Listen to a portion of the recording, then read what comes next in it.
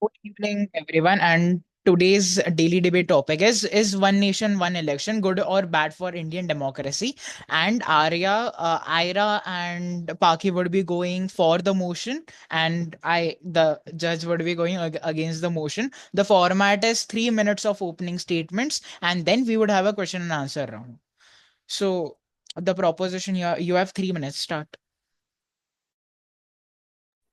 Should I start?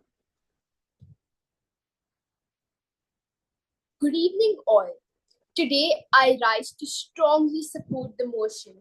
This House believes in the implementation of one nation, one election. But first, let's begin with the simple fact. India is the largest democracy in the world. But elections, which are meant to strengthen our government, are now starting to weaken our governance. Why? Because we're constantly in election mode. Every few months, there's an election in one state or another. The government is busy campaigning. The model code of conduct comes, and development work comes to a halt. Policies are frozen. Projects are delayed. Is this how a fast governing growing nation should function? This is exactly why we need one nation, one election to bring efficiency, stability, and clarity. I'll put this in three different reasons why. Firstly, it will save money, a lot of money. Do you know how much the 2019 Lok Sabha elections cost the government?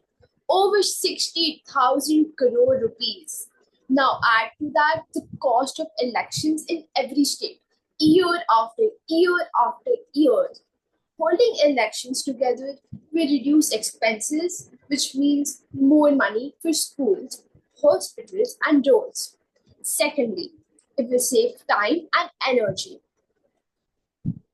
Elections demand huge manpower: police officers, teachers, and administrators. All of them are pulled from the duties to run elections. With one nation, one election, this disruption will happen just once in every 5 years, not every few months. Thirdly, it will lead to better governance. Right now, politicians are always thinking about votes because elections are always around the corner.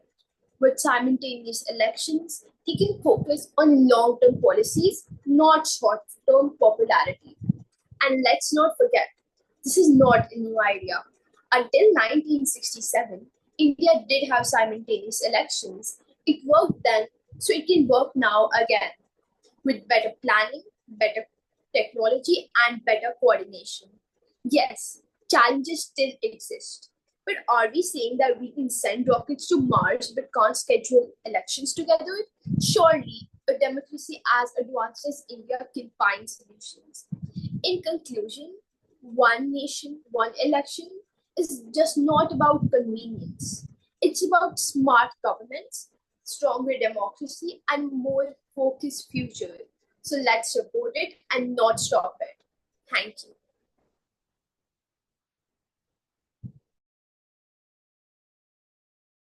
Good speech, Ira. Paki, go ahead. Okay.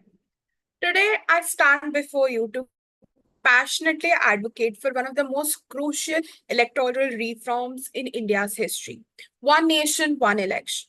This visionary concept is not just about administrative convenience, it's about transforming India's governance paradigm to make our democracy more efficient, stable, and development oriented. Imagine an India where elections happen in one synchronized cycle. Governments, No, no, no. Good. Continue, continue.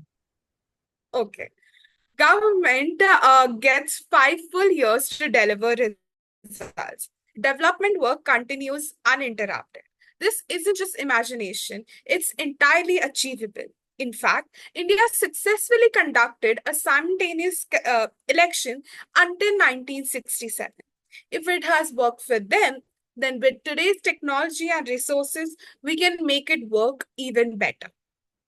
Ending the election permanency syndrome. Currently, India is in permanent election mode.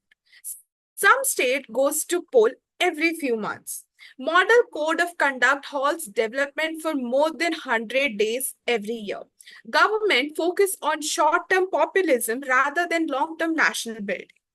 One nation, one election will break this vicious cycle, following uninterrupted governance, focused policy implementations, and substantive development work. There are economic benefits to this policy.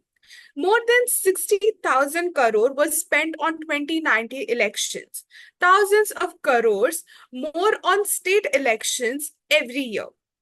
Massive diversions of government machinery. These resources could instead fund 50 new AIMS hospital, 50,000 kilometers of new highways, and scholarship for more than 1 crore students. And it's now the time to address the concerns with practical solutions.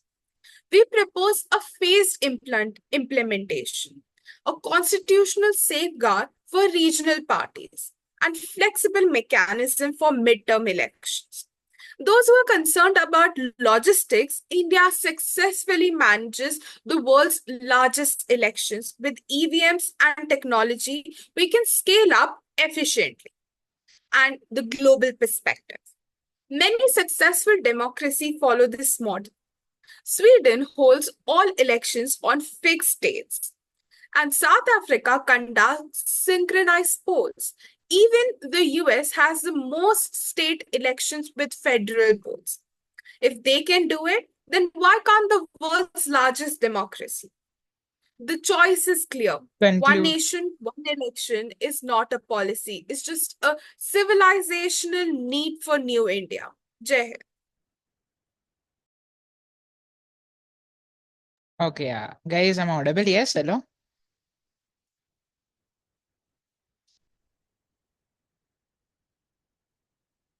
Yes, I'm audible. Yeah.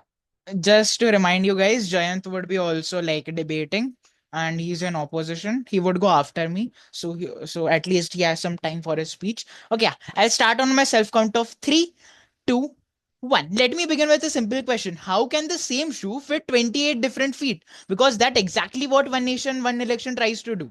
The government says it is about saving money, saving time, saving effort. But let's talk about facts. According to the Law Commission's 2018 report, simultaneous elections would require at least 5 constitutional amendments, massive restructuring, and curbing of democratic freedoms at the state level. Ma'am and sir, that's not saving democracy, that's bulldozing it. Let me go a little deeper. The United Nations Human Development Report 2023 states that decentralization, allowing powers to remain with regional bodies, improves development outcome. So when the BJP government pitches a centralized electoral model, they're actually moving against global democratic progress. And what do they offer in return? Cost cutting. That's rich from a party that in Karnataka 2019 was caught in videos allegedly offering 25 to 30 crore per MLA to topple an elected government. So let's be clear, this isn't about saving money, it's about saving their own seats. Let me remind this house of the Madhya Pradesh incident in 2020, where 22 Congress MLAs were poached, allegedly through coercion and offers, and the government was forcefully flipped. Ironically, the same BJP talks about political stability through one nation, one election. Sir, if you really want stability, maybe you stop toppling the stable governments first. Now they say election fatigue is hurting development, but the Election Commission of India, in its 2018 press note, stated that frequent elections actually increase political accountability. When you keep coming back to the voter, you serve better. If that's fatigue, then I will say democracy is a workout we must never skip. And here's the real danger: one nation, one election is a cover to blur the lines between state and center, a cover to push one narrative, one leader, one party. And sadly, that exactly what the framers of our constitution warned us about. Even Dr. Ambedkar said in the Constituent Assembly debates that India's federal structure is a union of states, not a unitary government. So let's address the big blunder, the Delimitation Commission 2026, a policy that will automatically give more seats and more power to Hindi speaking states, and by total coincidence, all BJP strongholds. Is this federal fairness or electoral engineering? So, to the honorable delegates in favor, let me say just this: before preaching about unity, first understand diversity. India is not one color, one voice, or one vote. India is a rainbow, and no matter how efficient you make your election machine, a rainbow will never fit in a uniform. So I strongly oppose this motion because this is not just a reform; it is a political repackaging of control masked as convenience. Thank you. Jayant, you have 3 minutes. Start. I'm not starting right now. Could you give me like more than 3 minutes? Like just 3.5 minutes. Am I audible to you all? Yes. Start. Okay. Honorable Chair, respected judges, and my esteemed friends on the proposition side from BJP. Today, I stand not just in the opposition to the idea of one nation, one election, but also in defense of the very fabric of a democracy, its diversity, its dynamism, and its decentralized power. Okay, let's be clear. The idea sounds tempting, right? One big election, one time, less expensive, less chaos. But wait a second. Democracy is not a business model to be streamlined. It is a living, breathing process that must be nurtured, not forced into uniformity. First, let's address the constitutional and federal challenges. Okay. India is a union of states. Many states came together to form India, which is not coming together federation, it's an holding together federation. So when we talk about accountability, and when we talk about things that are not really on the national level but on the local level, as if I'm talking about, there are many light cuts in my area. So do you think that if uh, there would be one nation one election, would the state or center government referring to this issue of mine? No, it won't. It would be referring to defense, it would be referring to foreign affairs. But when we talk about the ground level basis, it won't be referring it to. And the diversity issue, obviously, as Pranad said, a voter in Kerala might be based on health and education because it's important to them. But whereas in Uttar Pradesh, it could be law and order because there are many crimes happening in UP and Delhi. But in Gujarat, it could be trade and employment because they are traders. But under simultaneous elections, national narratives will overshadow local concern, as I said. What chance does a local issue have when it's drowned out uh, by the noise of a general election? And also, let's not forget about the practical nightmare that would be happening to not just the government, but to people themselves. Think about it. Synchronizing elections for parliament and all state assemblies would require either premature dissolution of functioning governments or extension of expired ones. But undemocratic and constitutionally dubious things are these. The election commission, already stretched, will be pushed to the brink. Imagine the logistics. One massive election covering 90 crore voters at once. Now, I hear my friends on the other side talking about saving money. You can give those for scholarship, you can build AIMS, you can build IITs, you can build colleges. But there is election cost, very much money, but democracy is not a discount store, sister. We don't save by selling out the core principles of representation and accountability. In fact, the real cost is not money, it's the political monopoly that could result when a single wave sweeps the country, giving disproportionate power to one party for years and silencing opposition, which is a very bad thing for world's largest democracy that is present in India.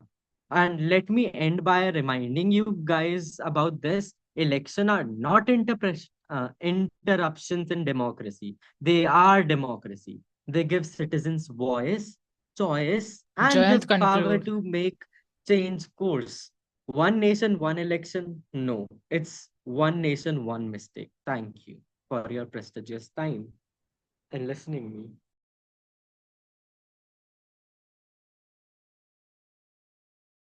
Okay, guys. Right now we would be having a question and answer round. Do you guys need some more time for preparation, or we should just like go again? No, right? Yes.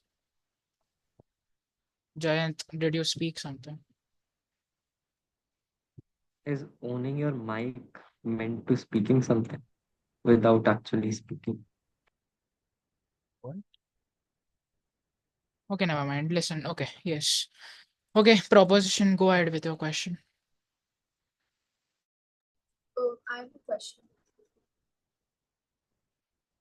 Ira, please increase your voice. Can I speak? I have a question. Yep. If frequent elections keep halting government work due to moral code of conduct, don't you think it affects the country's progress more than it protects democracy? Any of you can answer it. Yep. Jayant, do you want me to answer or shall I go with my answer?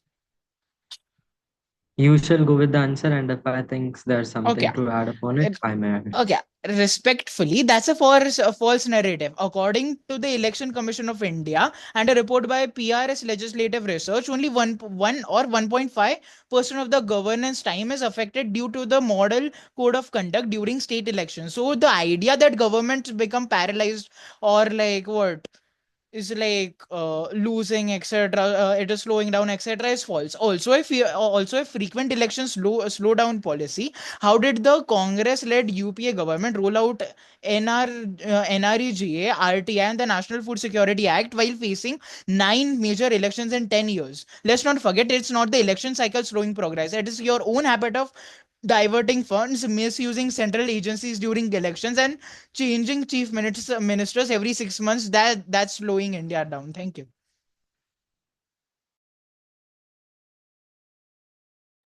Can we get a follow-up on And your answer? it's actually not making India slower, because if people don't like some ministers in some or other reigns, they might, you know, go there and change them. So it's in the people's hand who to put upon chairs and who to remove from chairs, and which is a very best thing about democracy. But if you make elections reoccurring only in 5 years, it would be hard for people to change any minister or to report any minister, because for that 5 year the particular government may be holding more than two-third of the seats and anything, which would according to me destroy democracy. Jayant, have you completed Can your I answer? ask another question? Yeah, so right now it's our turn to ask a question. Okay, yes. Okay. So my I'm gonna ask question, a question. yeah, see. There are two questions on each side. So let me go first, and then you could just. Okay. So my question for the proposition is the BJP side, which are you, claims one nation, one election will save taxpayers' money. But how do they justify spending crores on bribing MLAs and topping elected governments like in Karnataka? This is what saving democracy looks like for them? Any of you can Park, you answer. want to answer that? Yeah, sure, go for it. Wait. Just increase your voice, please. I don't know. Parky, do you want to answer that? Yeah, okay. I thought you were asking if you wanted to answer. I'll answer it. So, we do not believe that somehow toppling over regional governments is something that we believe in. As you can take the example of very strong parties like DMK, even Nitish Kumar, who has put forward very strong policies for Bihar, and why should he, fear voters? Because he is doing something good. So, despite the date of election, he'll still win if he is worthy of voters' affection. So, no, we are aiming for a better country where we can hold efficient, productive elections, and we do not believe in toppling over anything, and nor do we bribe anyone. Okay, never mind. Good answer. For opposition, ask your last question. Who you would be asking? Then we would just be concluding our debate after the opposition's question. Right. So my question to you will be that why is opposition so scared of coming out with the real reason that why they don't want this policy? Is it because when you gain power, you don't want the lower local bodies to conduct election, as it has been seen multiple times in Tamil Nadu, Jammu and Kashmir? Even if you're talking about Jammu and Kashmir, there were no panchayat polls for 7 years. So is that the real reason that you don't want this policy and all your arguments are just a facade to cover it up? Jayant, Okay, do you want to I answer or may should I start go? with the Wait. answer. Listen. I just have a very, very short answer. Then you could just add your own because you have Okay, really long go ahead. answers. Would that be okay? Yes. Yeah, go ahead. Yeah. Okay. We are not afraid of elections. Okay. We are afraid of electoral engineering because you brought in electoral bonds, declared anonymous funding legal, and then the Supreme Court struck down, calling it unconstitutional. You misuse ED and CBI during elections, selectively target opposition leaders, and now you want us all elections at once, so you can control the narrative, the media, the money, and the machinery in one go. Ma'am, that's not fear from our side. That's federal insecurity from yours. We are not afraid to face the people, but clearly you're afraid to let states speak independently. And Jayant, continue with the answer. So, as my what do we say it? As Partner. my member from the opposition said that how can you say that your government won't be overloading the 5 years or playing any political monopoly for the 5 years if that's the only government elected. And the another answer to your question would be, let's just look at the statistics given by our Election Commission of India. It highly states that if we are using nation, one election, it might suppress local issues that might come up while the elections, and it might also suppress many people's voices because there would be obviously a monopoly in the center itself, which would be dominating the state as well as local elections too, which are very dangerous for a democracy and which are very, very dangerous for world's largest democracy like India, with more than 90 crore of voters. Is your answer done? I'm not satisfied with it, but okay. Yeah. Okay. So, Jayant, ask your question. A short one.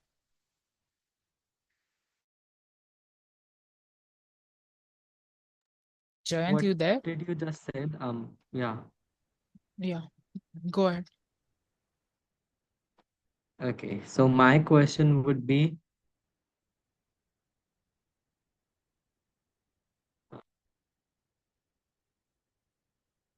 if a state government underperforms in its third year, why should citizen wait 2 more years to vote them out under your model? Isn't that a deliberate weakening of democratic accountability? Can I answer this? Go ahead. Okay. Can I answer it? I just have a short answer, then you can answer it. Okay. So the proposal includes ideas like appointing a temporary government or president's rule until the next synchronized elections. But this is still being debated, so I can't give you a perfect answer. But he can continue. So I just want to say to my opposition that it is also not possible that in your the right now the policy going on to change the person who governs you at a 3 year mark. You have to wait for 5 years till the next election to choose someone else to show that you are not satisfied with them. And I would like to point out that this policy does not change the tenure. It is still 5 years. It just postpones or prepones the dates of the election so that we save the 100+ days that are going in vain and are not being used for development. And I would like to point out that this is still just a facade to cover up the fact that you don't want local bodies to conduct elections successfully, as Okay, you have okay. So you are successfully shown stating that in a Delhi. state No In government interrupting, Delhi, did guys. in not No Delhi, interrupting, did guys. in not Delhi, in Delhi, Giant, stop. in Let her Delhi, there con. was a 7 month delay in the elections just because our government feared the performance because of their poor performance in Punjab elections. That's all this the reason, the real reason why opposition does not want this policy. Okay, guys. Now we would be Okay, so concluding you our are debate. Wait, just wait a done, second. done. Okay, I'll see. Go, Wait go. a second. So you are saying that even if even in after coming into the power, there is no way that state government won't be listening to people, state government won't be doing the will against the people. Is it the answer that you are giving? Because my question was, what would happen if the state government underperforms it in its third year? So how a citizen could, get their government back? Because if we are not having one nation, one elections, we are not having the dates of central elections, state election, and local body elections simultaneously. We are having it either in 1 year, 2 years, so that we can change our government if we want. But in one nation, one election, if the state government underperforms or the central government underperforms, so how you are going to change that? Because that would be a In the headache next for us as a Guys, it election, is why citizen. not not? a question. He is just commenting. There are no more questions right now. We are just concluding with Yeah, the but debate. like this question does not make sense. Like I'm not getting it. Like in the Le- next election, guys, leave it. Guys, leave it. Right now, we are just running out of time right now. Yes, in conclusion, yes, guys, it was a great debate. Let's start with Ira. You were good, I would say. Your speeches were like properly structured, etc. Like mentioning points about simultaneous elections would reduce administrative burden, or like, yes, like those to improve. You could cite some more specific examples, like how frequent elections delayed policy implementation in certain states, and mentioning blunders, about more blunders, and just mentioning real world examples right now and targeting them. And secondly, just asking kind of questions based on the blunders, because the question which you asked was just like what? Very simple, I would say. Yeah. And moving forward with Paki. I believe, yes, okay. Paki was like great. As already mentioned, you had like what, speeches structured properly, etc., with all real world examples. However, you can consider strengthening your argument by acknowledging federal concerns and providing a constitutional pathway, which you already did, etc. And yes, yeah, that's for you. And Jayant, I mean, I guess I don't need to give feedback for you, because like you were already great, same as Sparky. I don't know Ira that much well, but yes. And many other teen debater judges have already given you feedback. So yes, you both were great. And this debate was a tie. There is no verdict for today. Thank you guys. I would like to just comment it was not in fact a tie. It As was not. clearly overpowered you guys. I'm not giving any verdict. Okay. Yeah, There yeah, is in all no parts. Yeah, verdict that's what I today. was commenting.